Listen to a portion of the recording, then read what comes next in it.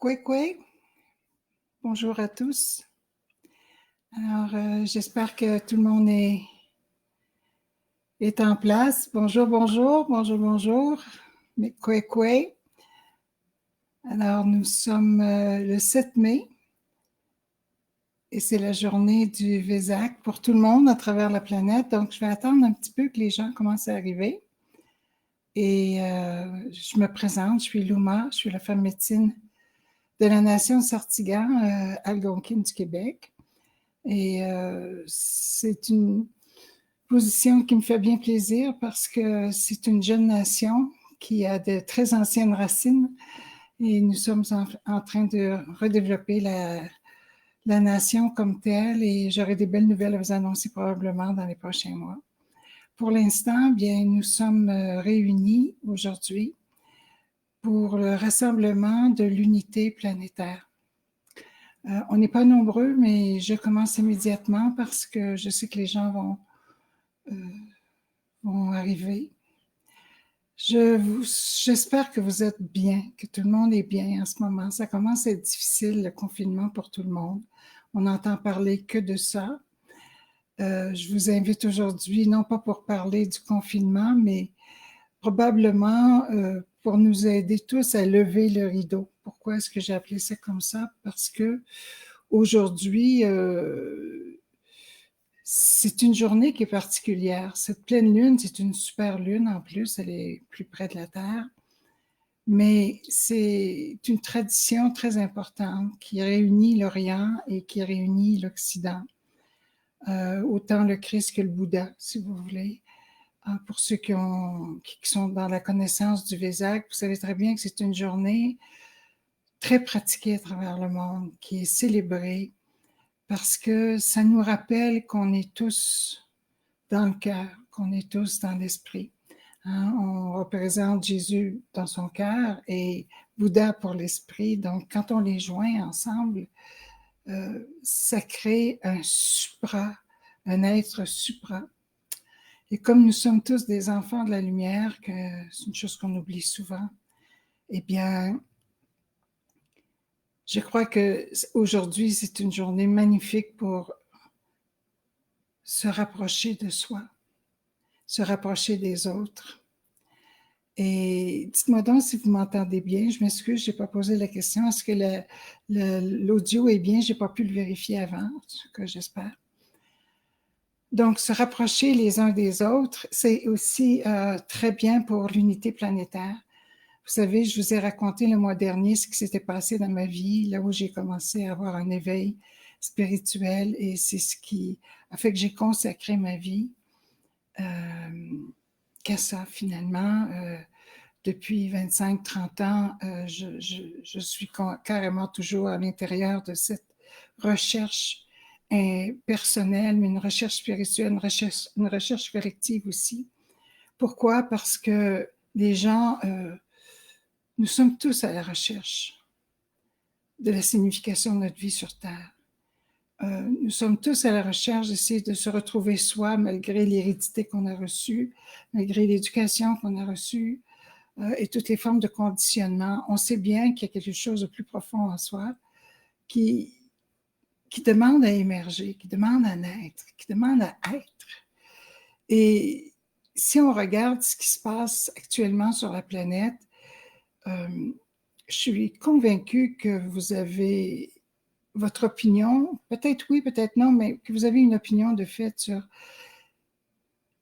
qui sont les responsables. Est-ce qu'on vit vraiment cette pandémie?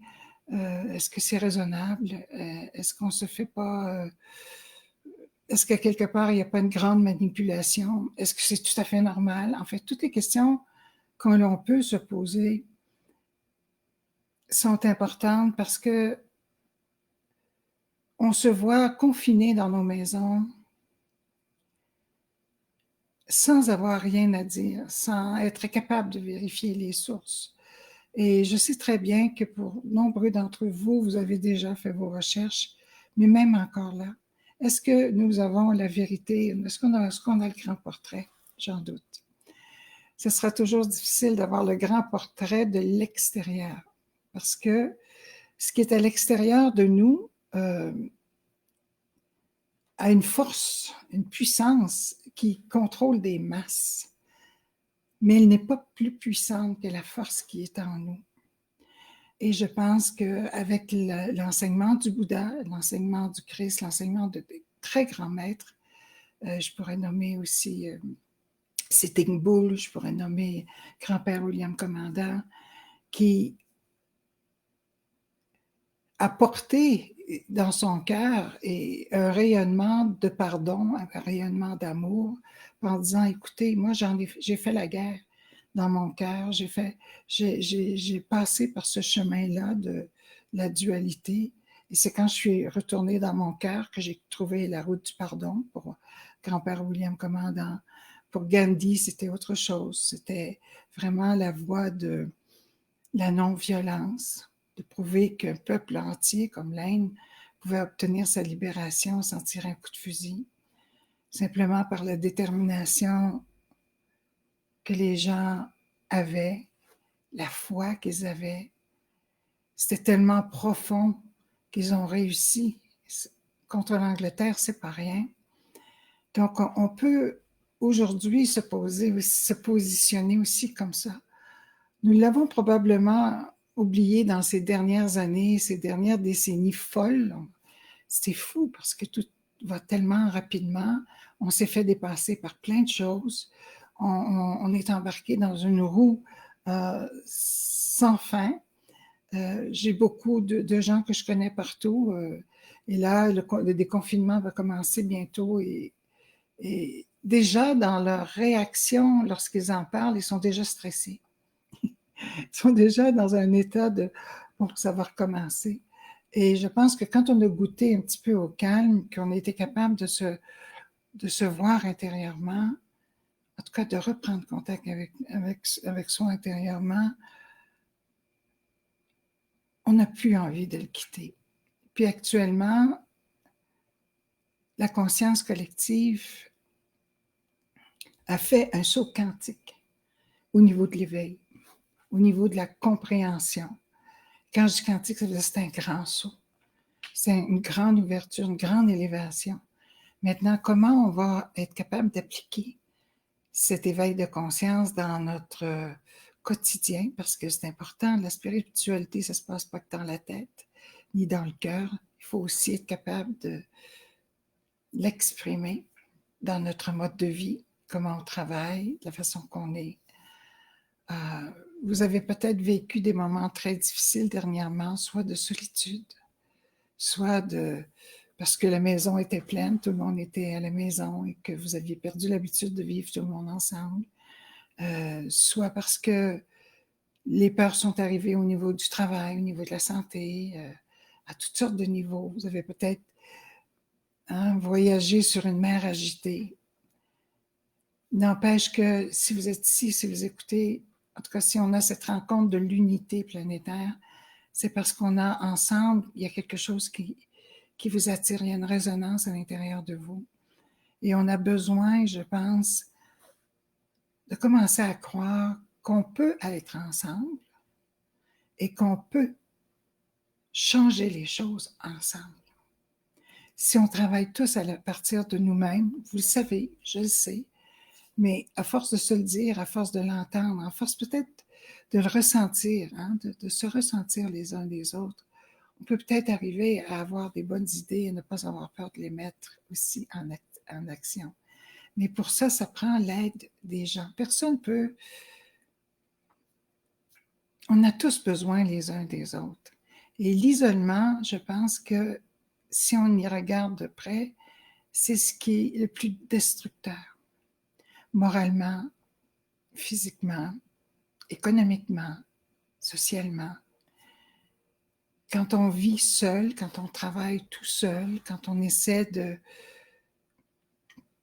de survivre d'une certaine façon seul, sans avoir d'appui ni de la famille, ni des amis, ni de partenaires, c'est très, très difficile.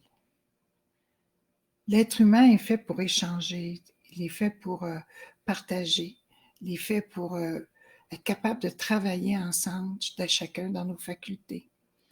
Puis en ce moment, hier, je suis arrivée sur une vidéo, moi aussi j'en ai pleuré, de voir les conditions des personnes âgées dans certains centres de santé où une infirmière s'est vraiment exprimée pour dire exactement ce qui se passait.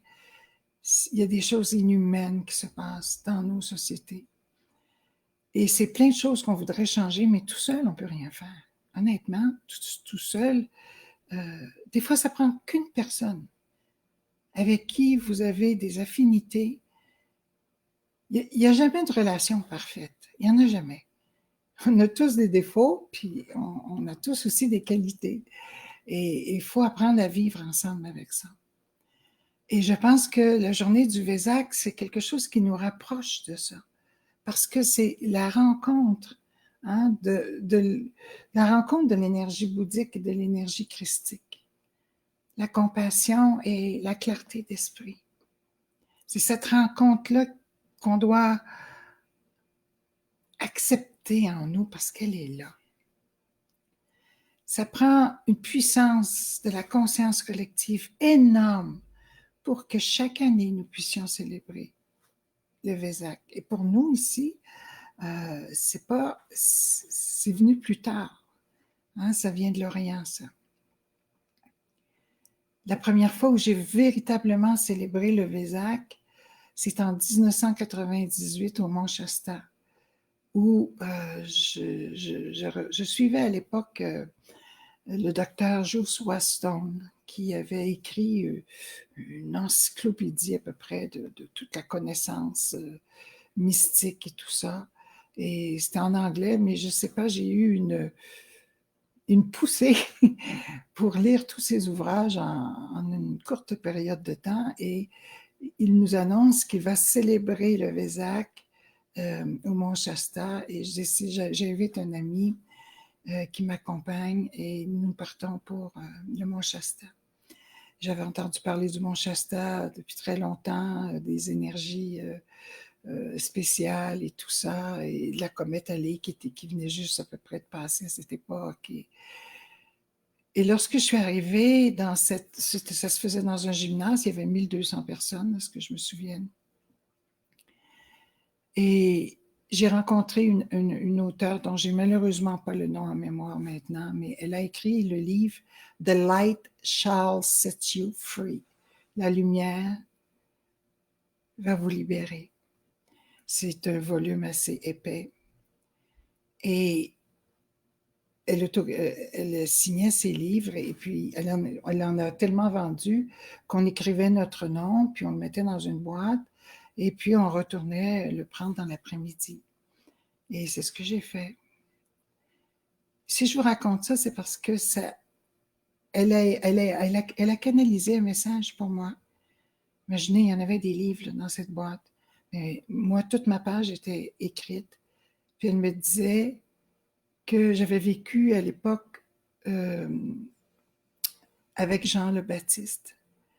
Et qu'à l'époque du Christ, avec Jean le Baptiste, que probablement que j'étais dans ses disciples, c'est ce qu'elle écrivait. C'est pas le personnage qui donne de l'importance dans ce qu'elle m'a écrit, mais ce qu'elle m'a écrit, c'est un message de confiance en la lumière, que même que d'une vie à l'autre, tous les efforts que l'on fait, ils sont pas perdus. Au contraire, c'est que notre esprit grandit. Alors si vous, moi, tout le monde, on s'est rendu à cette étape-ci dans notre vie, bien c'est parce que on a acquis de la connaissance, on a acquis, notre conscience a pris de l'expansion. Et lorsque nous entrons en expansion de conscience, les choses de la matière semblent se distancer de nous. Et on voit qu'il y a qu'on porte trop d'importance à des petits détails. Mais on voit aussi l'ensemble. On voit ce qui se passe. J'aimerais qu'on ait ensemble un moment de réunion pour penser à l'unité à l'intérieur de nous, mais aussi pour croire et voir et visionner un après-pandémie, par exemple, et de cesser de croire à toute la manipulation médiatique qu'il y a.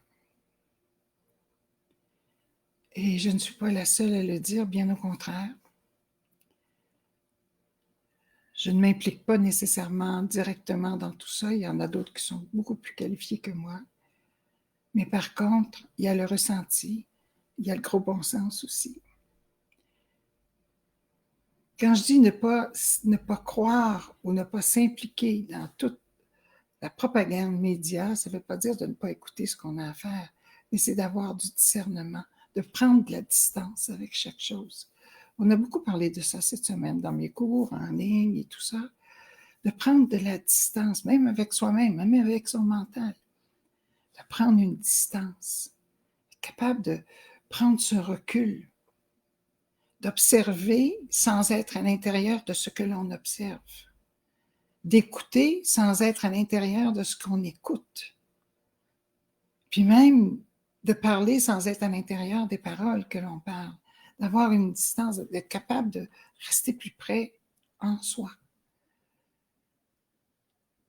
Et plus on va faire ça, plus on va devenir maître de nous-mêmes, plus la maîtrise de l'esprit va se renforcer. Je prenais quelques instants de pause avant d'entrer en onde tout à l'heure et j'ai demandé à l'esprit qu'on puisse se rencontrer, qu'on puisse tous se rencontrer sur un autre plan, en ce moment même, ou même quand vous écouterez la vidéo un peu plus tard si vous en avez envie,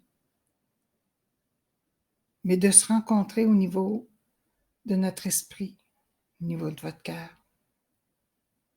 Il y a des grands changements qui se préparent sur la planète,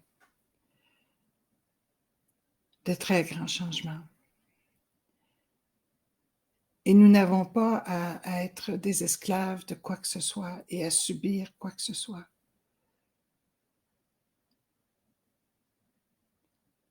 Il faut prendre le temps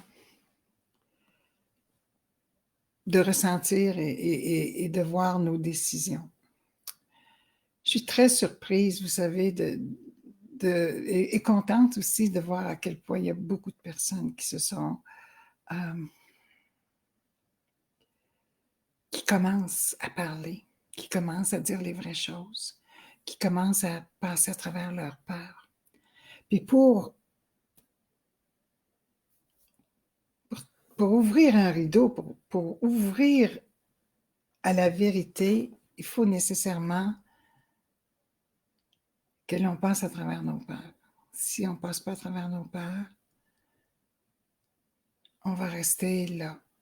Et ce qui arrive, c'est que dans notre cerveau, on n'ose pas aller dans des domaines qui nous font peur. On ne veut pas dépasser la ligne. Donc, c'est très difficile d'avancer. On sait que ça existe, certaines choses, mais on ne veut pas aller voir. Si vous prenez de la distance avec tous, si vous commencez à pratiquer d'être distant, d'arrêter de croire tout ce que les gens vous disent, ça ne veut pas dire que vous ne les écoutez pas. Ça veut simplement dire que vous n'entrez pas dans leur histoire et que vous ne vous en faites pas une vérité absolue. Ça ne veut pas dire que vous doutez d'eux non plus. Ça veut simplement dire que vous prenez une distance, laissez la personne ou ce qui en est s'exprimer, mais écoutez ce qui se passe à l'intérieur de vous. C'est là qu'est la clé. C'est le début du discernement, le langage vibratoire. Ce que nous sommes pure vibration. Alors, c'est ce langage-là qu'il faut commencer à réapprendre, à le reconnaître.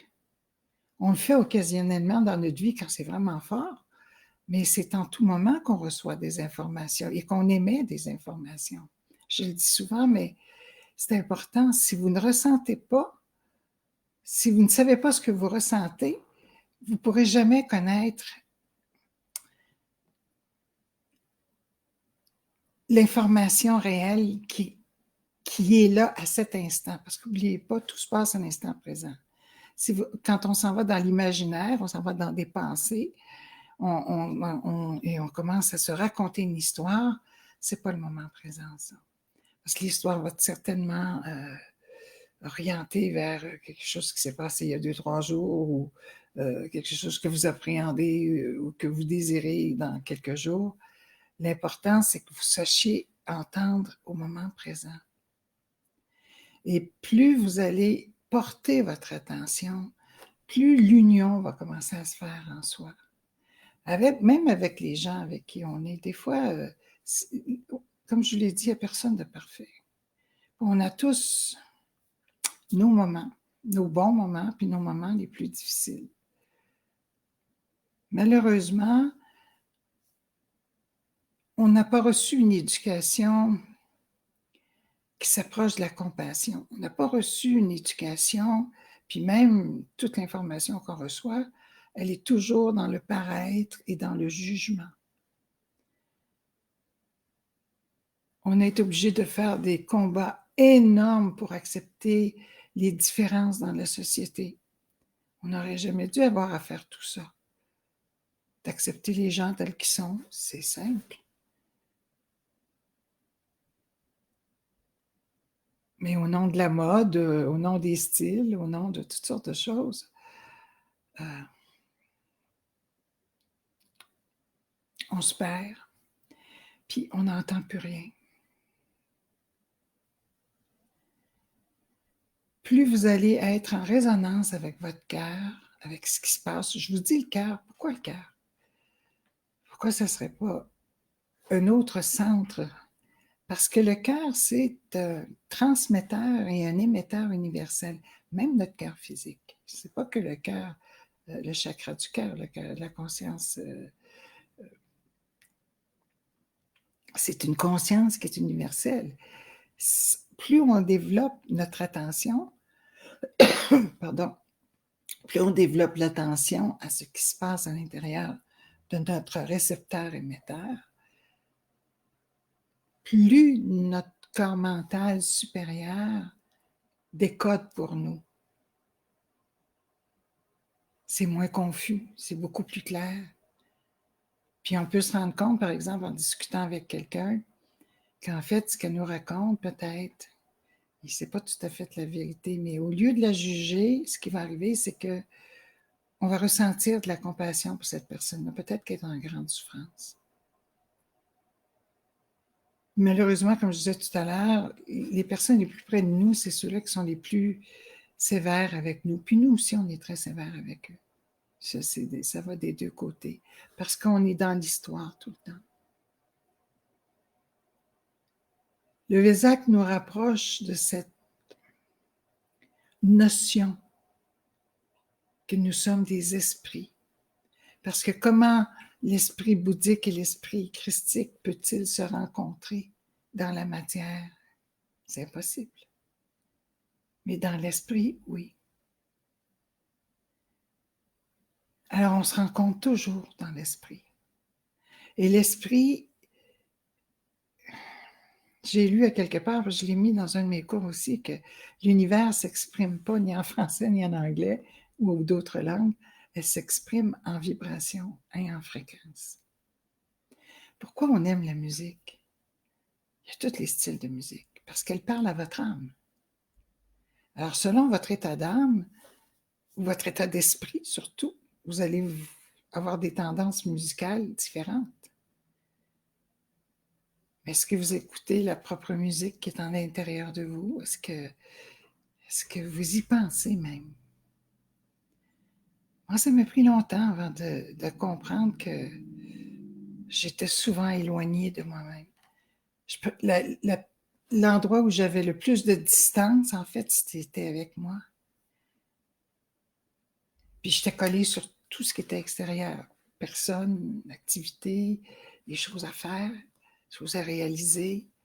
Mais avec moi, j'étais très loin. Donc, la semaine passée, j'étais un petit peu en guerre interne avec l'expression de distanciation. Parce qu'on parle que de ça partout.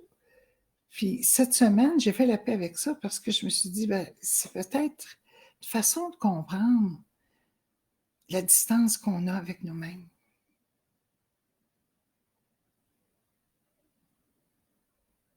Puis c'est ça qui est difficile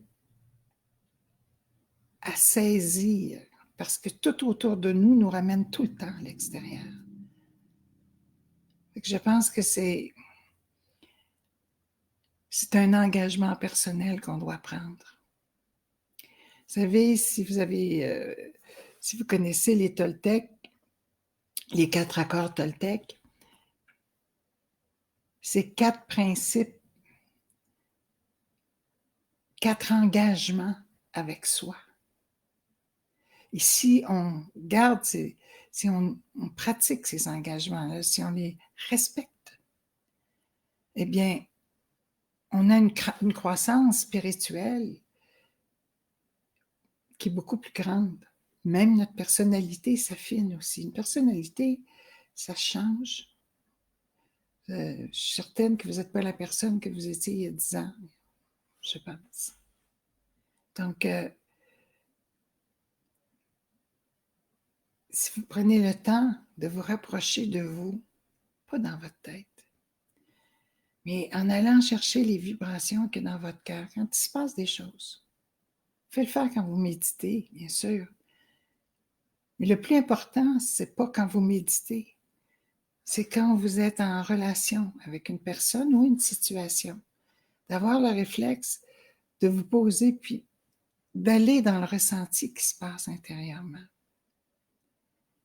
Et ça va faire une grande différence dans votre vie. Vous allez prendre des décisions que vous n'auriez pas prises avant, qui vont être meilleures. Vous allez prendre des chemins beaucoup plus adéquats pour vous et pour les autres. Quand j'entends les gens dire « pensez à moi », je me demandais pourquoi ça me choquait à chaque fois. Choqué, entendons-nous, mais ça ne me plaisait pas. Ah, il faut que je pense à moi, il faut que je pense à moi. C'est pas que l'idée de penser à soi soit mauvaise comme telle, c'est la façon de l'exprimer. Si tu penses à toi, tu es toujours en train de penser à toi. Tu développes une forme d'égoïsme qui n'a pas de bon sens. J'ai entendu des parents dire des choses à des enfants, j'ai entendu dans mes groupes des fois des choses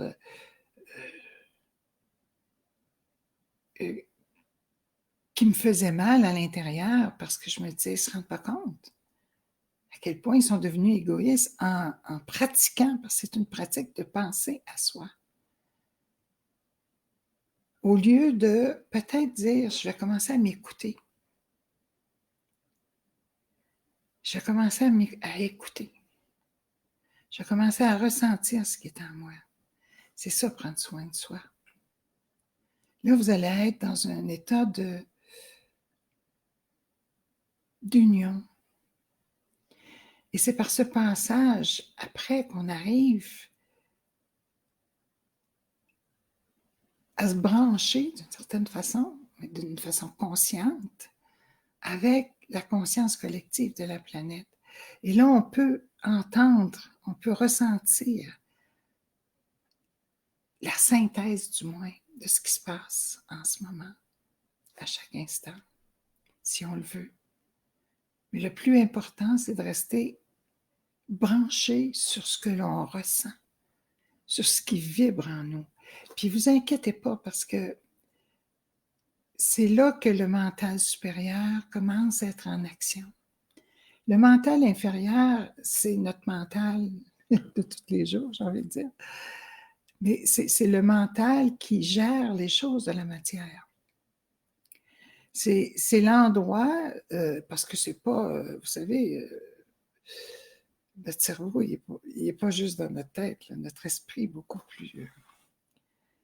Mais quand on est toujours dans le mental inférieur, dans le corps mental inférieur, on tourne en rond dans les mêmes informations qu'on a reçues. Ce n'est pas des nouvelles informations. On essaie de trouver des réponses à des solutions, à des problèmes, puis on ne les trouve pas. Je suis certaine que si vous m'écoutez, là, vous allez dire « Ah oui ». Tandis que quand vous commencez à vous écouter intérieurement, quand vous posez une question, par exemple, posez une question à votre moi supérieur. Parce que plus on évolue, qu'est-ce qui arrive quand on évolue? Notre moi supérieur s'incarne de plus en plus.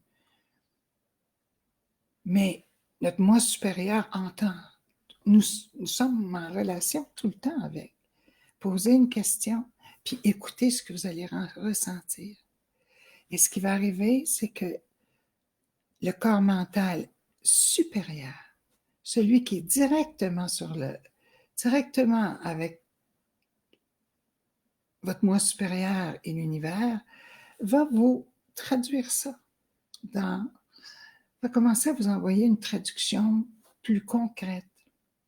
Et là, votre corps mental inférieur reçoit les nouvelles informations. Il y a une hiérarchie aussi à l'intérieur de nous. Mais si votre corps mental inférieur n'est pas branché avec le corps mental supérieur, ben c'est compliqué. Vous pouvez avoir toute la connaissance, vous pouvez avoir vraiment une connaissance extraordinaire dans tous les domaines, si vous êtes très doué et tout ça. Mais intérieurement, vous n'êtes pas plus heureux. Donc, à partir de l'instant où vous allez de plus en plus vous unir à vous-même, vous allez vous distancer de tout ce qui est extérieur. Distancer, je ne dis pas que c'est de l'indifférence, je ne vous dis pas que c'est de l'ignorance ou du rejet, pas du tout. Mais vous avez besoin, nous avons besoin de cette distance pour être capable d'écouter ce qui se passe ici. Autrefois, on disait que c'était la parole de Dieu, ou on peut l'exprimer de toutes sortes de façons, mais si on va au plus simple, c'est ce qu'on ressent, c'est ce qu'on ressent. Et je sais que plusieurs d'entre vous souffrez de cette séparation-là, puis vous avez l'impression que vous ne ressentez plus rien, ou presque pas. Ou quand vous ressentez quelque chose, c'est parce qu'il y a vraiment une grande souffrance qui se présente. Et puis là, si vous restez dans cette vibration-là, beaucoup de gens restent dans la souffrance parce que c'est la seule façon qu'ils ont de ressentir quelque chose. La dépendance affective, la violence, ils ressentent des choses. Alors que lorsqu'on est calme, le ressenti est moins tapageur. Ça prend une concentration et on finit par être capable de rester toujours à l'intérieur, dans cette vibration-là. Même quelquefois, ne pas avoir de parole en nous, mais on peut émettre un sentiment d'amour, un sentiment de compassion sans avoir une seule parole. C'est ça aussi la vibration. C'est pas juste ce qu'on reçoit, c'est ce qu'on donne. Donc, on va être beaucoup plus conscient de ce que l'on donne, de ce que l'on fait. La majorité des gens, puis moi, j'étais comme ça aussi. Je n'étais pas consciente de la portée de mes paroles, par exemple, puis des sentiments qui accompagnaient mes paroles. Bon, sauf quand c'était très plus difficile, là, oui, on est un peu brassé, puis on s'en rend compte, mais de tous les jours, là. Parce qu'il n'y avait aucune attention, toute l'attention était à l'extérieur de soi.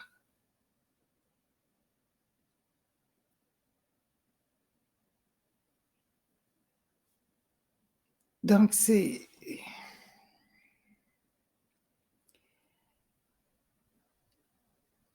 une belle fête, le Vésac. J'ai toujours aimé cette lune du Vésac. Cette année, elle fait trembler la terre. Il y a beaucoup de tremblements de terre. Cette année, la lune est avec le soleil.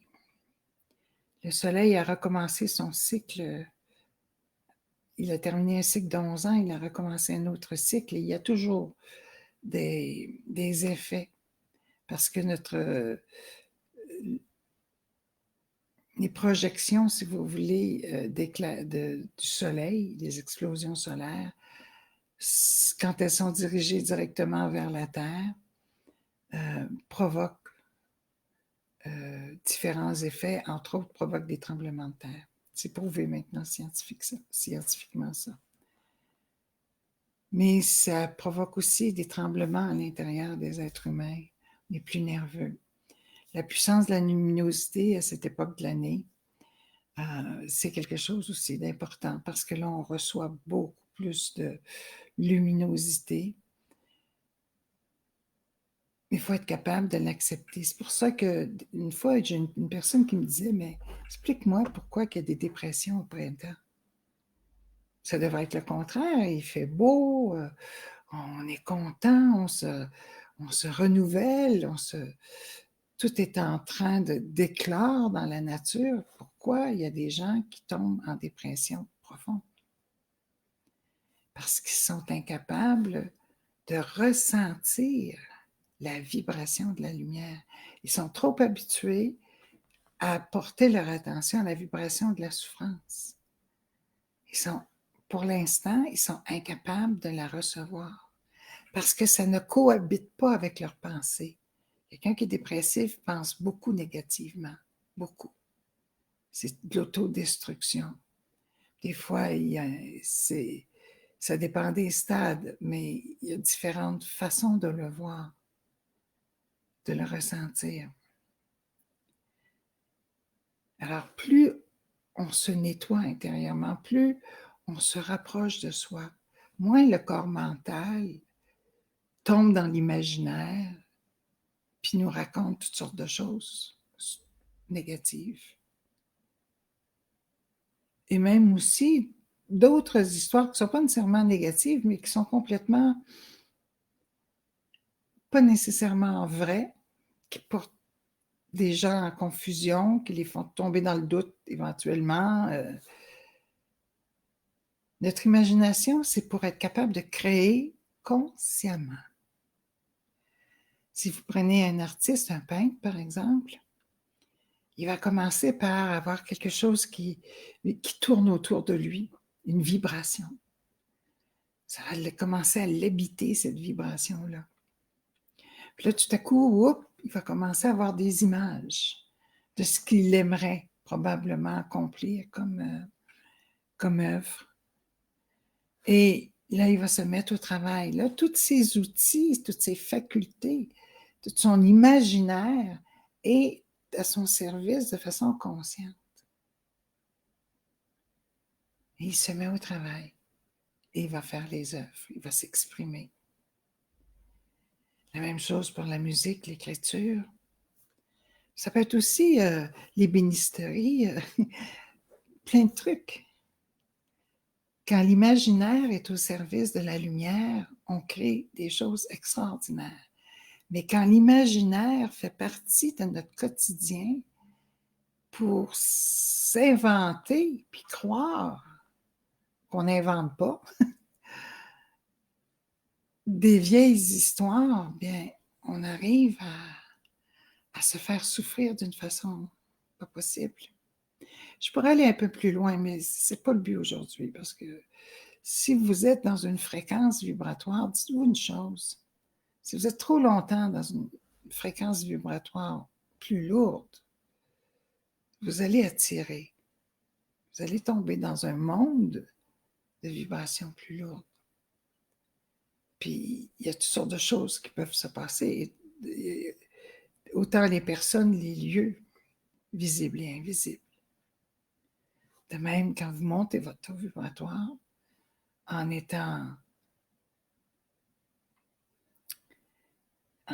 refusant, en prenant de la distance avec vos pensées automatiques, là, puis en étant plus attentionné à vous-même, il va se passer aussi la même chose, à l'attirer des gens, des lieux, des événements à cette dimension. Le Vésak, ça nous élève vers ça. Parce que pour être capable d'unir en nous la rencontre de Bouddha et du Christ, les énergies christiques et bouddhiques, c'est pas une religion qu'on parle là. Ce sont des états d'être. Qu'est devenu Bouddha, qu'est devenu Jésus dans sa vie terrestre, en tant qu'homme humain, qu'est-ce qu'il a été capable de vivre, de faire et de vibrer, d'émaner, comment ils ont tous les deux été capables d'incarner l'être de lumière que nous sommes tous. Parce que nous sommes avant tout des esprits. Nous sommes un esprit. Un esprit, c'est un enfant de la lumière, c'est une lumière, c'est de la vibration. Le son crée la lumière. Donc, c'est la vibration qui crée la lumière. Donc, à partir de ça, je ne voudrais pas aller trop loin dans ce chapitre-là que j'adore. Vous savez que la médecine vibratoire, pour moi, est devenue, depuis quelques années, je pense, une voie qui peut aider énormément de gens à se libérer rapidement. Et quand je dis rapidement, c'est rapide. De souffrance, d'habitude, de comportement, et d'être capable de se retrouver et de se renaître, de se refaire, autant santé physique, mentale qu'émotionnelle. Ben oui, il y a des vagues à travers tout ça, mais quand la connexion est faite, et quand on la fait avec des sons, on ne peut pas penser en même temps. Quand on fait un son, c'est très rare que quelqu'un peut avoir des pensées pendant qu'il fait des sons. Et c'est ce qui fait que notre taux vibratoire augmente, qu'on atteint un état d'être qui est mieux. On n'a plus ce besoin d'aller vers la souffrance. On est beaucoup plus calme intérieurement. Alors, j'espère que cette petite rencontre vous a plu. Ça fait déjà 44 minutes qu'on est ensemble. J'avais dit une demi-heure, mais enfin, on a un petit peu dépassé. Écrivez-moi si vous voulez. Je vous invite aussi à visiter mon site et d'aller voir. J'ai eu beaucoup de demandes. On vient de terminer cette semaine, justement, la canalisation consciente. Je vais vous en parler un petit peu. Parce qu'il faut démystifier qu'est-ce que c'est que la canalisation. Tout ce que je viens de vous dire,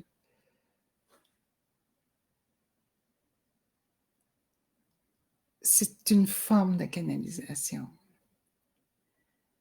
Parce que c'est pas la personnalité qui passe en avant, mais bien ce qui coule de source, d'une source plus élevée. Et c'est le but de ce premier cours, parce qu'il y en aura deux, mais le premier cours, c'est d'apprendre à se contacter, à s'unir. J'ai eu une très belle classe, mais même il y avait des gens sur une liste d'attente, donc c'est pour ça que le 19 mai, il y a un autre cours qui commence. Et j'étais ravie de voir que tous les élèves ont été extrêmement contents. Parce qu'ils ont expérimenté quelque chose qu'ils n'avaient jamais expérimenté avant. D'arrêter d'avoir peur, qu'est-ce que c'est? Parce que je vais vous dire honnêtement, il y a beaucoup de gens qui se disent médiums, qui canalisent toutes sortes de choses. Puis il y a des mondes entre les mondes. Il faut le faire de façon structurée. S'il n'y a pas de structure, là, votre maison elle va être tout croche. Mais si vous montez une belle structure, puis que vous êtes capable de vous d'éclore à l'intérieur de vous-même, d'être capable de monter à l'intérieur de cette structure, vous allez pouvoir avoir une communion avec votre moi supérieur. Il y a des étapes, c'est graduel. Et nous sommes à une période où nous devons apprendre à développer nos facultés de l'esprit. Le monde a changé et nous sommes en transition. si vous faites le choix de la vie de l'esprit versus la vie de la technologie, puis de l'intelligence artificielle, puis tout ça qui va faire qu'on sera plus ou moins des humains. Si vous choisissez d'incarner ce que vous êtes, tout est en place, universellement parlant, pour que nous ayons cette force d'énergie pour développer nos facultés de l'esprit, toutes sortes de facultés, selon ce que vous avez. Et c'est pour ça que ce cours, je pense, a été beaucoup apprécié par les gens et j'adore le donner aussi, parce que ça permet justement de développer vos facultés. Mais il faut d'abord accepter d'apprendre puis de faire les premiers pas pour être en sécurité à l'intérieur de vous aussi. Puis d'apprendre à vous connaître. Qui êtes-vous comme être de lumière, le savez-vous? C'est une très bonne question, mais c'est ce que nous sommes. Et dans les années qui s'en viennent, ceux qui prendront le chemin, c'est toujours à partir de la prophétie du 8e feu des Algonquins, mais c'est pas que nous, toutes les prophéties. Peter Deneuve en parlait, les Hopis en parlent, les Navajos aussi, ils en ont aussi. En Afrique aussi, on les a chez les... j'ai oublié le nom, là. Mais enfin, puis en Australie aussi. J'ai des amis qui vivent en Australie, puis on fait des grandes fêtes, des grandes cérémonies dans le désert dernièrement parce qu'il y a quelque chose astronomiquement qui s'est passé qui fait qu'ils sont obligés maintenant de faire des antennes pour les communications. Enfin, il y a plusieurs choses qui se passent là. Donc, voilà, je ne vous parle pas souvent de mes cours très longtemps, mais celui-là, il reste encore quelques places. Je prends des classes entre 30 et 35 pour avoir le temps de parler à tout le monde aussi. Et c'est privé. Vous ne serez pas publié sur le web. C'est des vidéos avec des mots de passe, donc vous n'avez pas à vous inquiéter pour votre vie privée. Je respecte ça énormément. Et voilà. Donc, je regarde, il n'y a personne qui m'a écrit des petits mots un petit peu, oui. Des bonjours de la Belgique. OK. Alors, je vous souhaite un bon mois. On va se revoir le mois prochain. Et comme je vous ai dit, gardez votre attention dans votre cœur, dans votre vibration. Puis, cherchez rien. Ça va arriver tout seul. Laissez ce qui est être. Et vous allez commencer à vous ressentir. Vous allez commencer à comprendre. C'est important de comprendre aussi. Mais il y a des étapes. Sur ça, je vous souhaite un très bon mois. Je ne sais pas dans quelles conditions la planète sera dans un mois. On va la rêver belle et en santé pour tout le monde. Puis aussi, prendre soin de nos personnes âgées. C'est pas humain, ça, de laisser les personnes seules.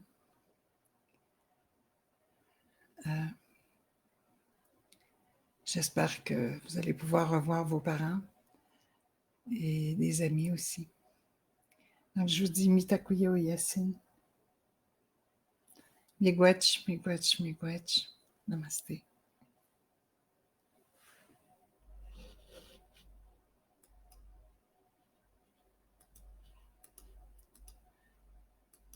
Bon. Voilà.